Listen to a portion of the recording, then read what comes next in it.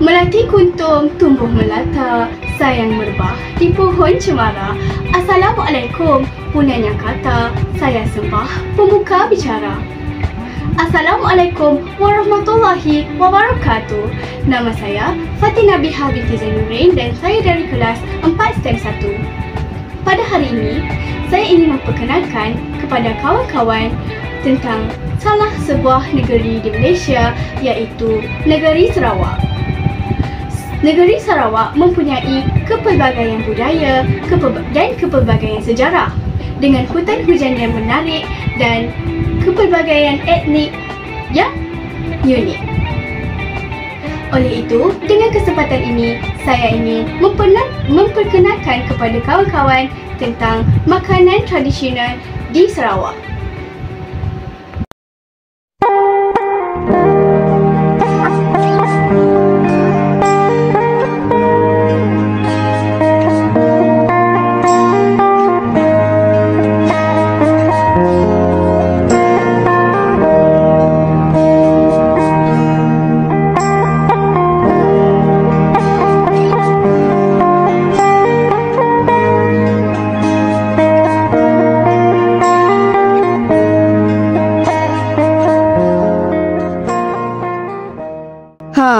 Macam mana? Seronok kan jalan-jalan negeri Sarawak? Tahukah kawan-kawan, negeri Sarawak juga dikenali sebagai bumi kenyalang. Hal ini dikatakan demikian kerana burung kenyalang merupakan burung suci masyarakat orang asal Dayak Iban sejak zaman kuno. Burung kenyalang juga dipercayai penjaga Pulau Borneo dan menjadi utusan suci antara manusia di bumi dan para dewa purba. Kerana itu, penggunaan replika burung kenyalang telah ditetapkan sebagai objek suci masyarakat Iban sepanjang zaman penjaga setanah Borneo. Tanpa membuang masa lagi, mari saya tunjukkan makanan-makanan tradisional yang unik yang terdapat di Sarawak. Manuk pansuh? Tak pernah dengar kan nama dia? Jom saya kenalkan kepada kawan-kawan tentang manuk pansuh. Bagi cara pembuatan manuk pansuh, kawan-kawan perlulah menghiris bawang putih, bawang merah, serai, halia, mayangkan daun kesum dan hiriskan bunga kantan. Lalu, potongkan ayam kepada bahagian kecil dan tambahkan 1 sudu teh garam ke dalam daun ubi kayu. Setelah 5 minit, bilaskan pucuk ubi dengan air dan keringkan. Kisarkan bawang putih, bawang merah, halia dan serai. Lalu perapkan ayam dengan bahan-bahan yang dikisar dan tambahkan daun kesum dan bunga kantan. Gaul rata dan masukkan ayam ke dalam buluh. Tutupkan buluh dengan daun-daun ubi kayu. Akhir sekali, bakarkan buluh dalam masa lebih kurang 1 jam. Kawan-kawan tahu tak, ayam pansuh ini dipercayai mula-wujud dalam lingkungan tahun 1955 hingga 1990. Ayam pansuh ini wujud sejajar dengan masakan ubi kayu bakar yang dibuat oleh orang Bidayu kerana pada lingkungan tahun itu, rakyat Sarawak masih berada dalam keadaan susah dan keadaan infrastruktur yang masih belum maju menyebabkan sebuah makanan susah untuk dicari. Pada asalnya, pencetus utama kewujudan ayam pansuh ini adalah daripada masyarakat Dayak. Pengaruhnya mula tersebar ke pelbagai etnik di sini, terutamanya etnik Bidayuh dan orang dulu.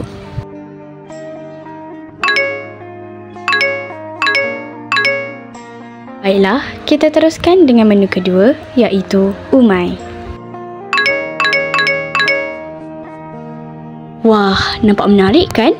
Jom saya bagi tahu macam mana cara perbuatan dia. Pertama sekali, sediakan ikan mentah atau kawan-kawan juga boleh menggunakan udang mentah. Potongkan ikan dan hiris nipis. Wow. Lalu, potongkan limau kasturi dan perahkannya. Masukkan air perahan limau kasturi ke dalam mangkuk berisi ikan mentah tadi. Proses ini akan memasakkan sedikit ikan mentah dan tunggukan selama 15 minit. Sekarang, kawan-kawan boleh mula menghiris bawang merah, halia, lada merah dan menumbuk cili padi.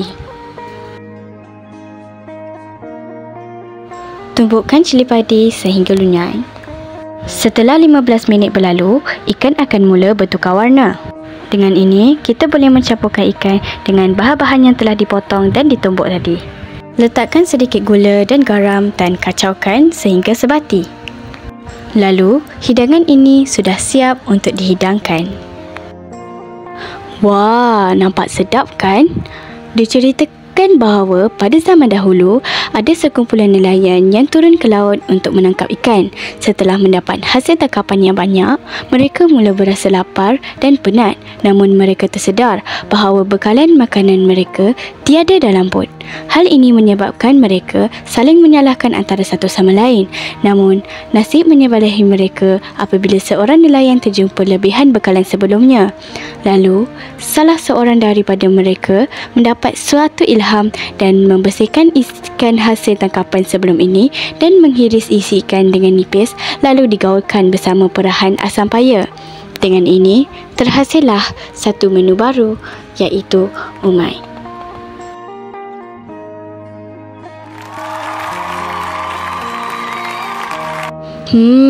Kita dah hampir ke penghujung ni. Oleh itu, saya ingin memperkenalkan kepada kawan-kawan menu terakhir kita iaitu tebaloi Malanau.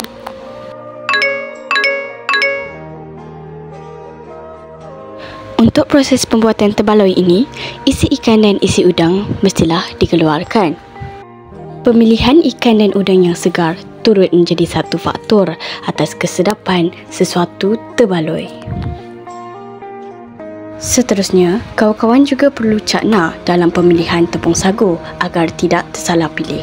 Lalu, pembajuhan tepung sagu dalam tekstur dan kepekatan yang betul juga penting bagi menentukan kelembutan sesuatu tebaloi.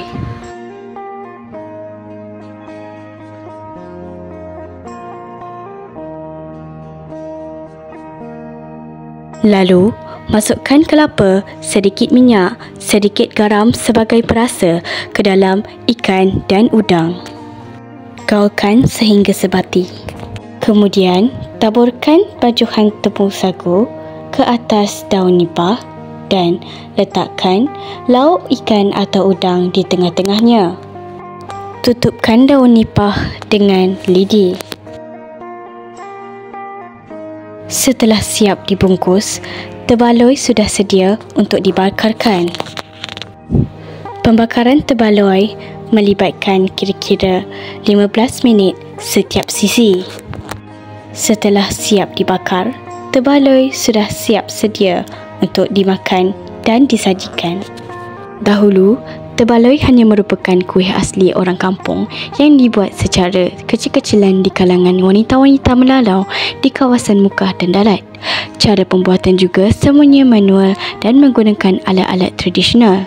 Oleh itu, keluarannya tidak begitu besar dan tiada kawalan mutu yang dititik beratkan sama ada dari segi rasa, bentuk, rupa atau pembungkusan. Terdapat juga tebaloi yang sejenis snack yang berwarna-warni dan mempunyai pelbagai rasa yang dapat menarik orang ramai untuk mencubanya. Tebaloi snack ini mempunyai rasa yang manis. Tik-tak, tik-tak. Pejam celik. Dah habis? Dengan ini, berakhirlah sudah perjalanan kita dalam menjelajah makanan tradisional di Sarawak. Tahniah diucapkan kerana telah mendapat pengetahuan baru melalui video ini. Saya akhiri video ini dengan Assalamualaikum warahmatullahi wabarakatuh. Kejap. Kami sayang kita.